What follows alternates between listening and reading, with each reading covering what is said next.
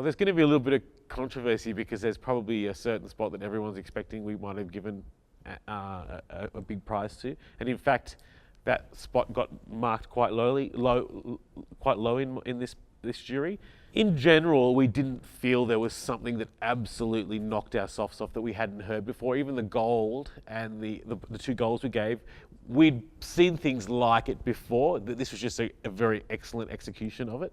So the fact that it wasn't super original has stopped us from making it. Like someone said to me with the Indian one, they said, "Oh, I've never heard that approach before." I actually have heard a vocal approach like that. Yeah.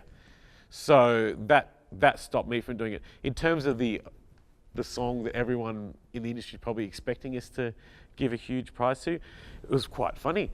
None of the guys on my jury had ever heard it before. None of them even knew what it was. And I actually made the conscious decision that I wasn't going to lead them.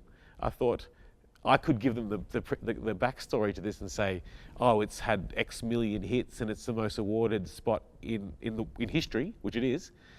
But I actually wanted the music panel to judge it purely on its merits as a piece of music, and they sort of were like, yeah, it's cool, and they gave it a bronze. And then I told them afterwards, I actually said to them, I said, do you know that is the most awarded piece of advertising in the history of the world, and in fact it's had 40 million hits? And they were like, wow, really? And I said, well, I was quite happy to let it play out that way, and look, I'm just going to have a bit of controversy about it, but I feel it should be taken purely on its merits as a piece of music, and I don't think we should be prejudicing it or jumping on a bandwagon of what's been happening elsewhere, because those other awards are about the concept, which is a great idea. Those other awards are about execution, but this was just purely look at a piece of music, look at it as a jingle. What do you think? It's cool.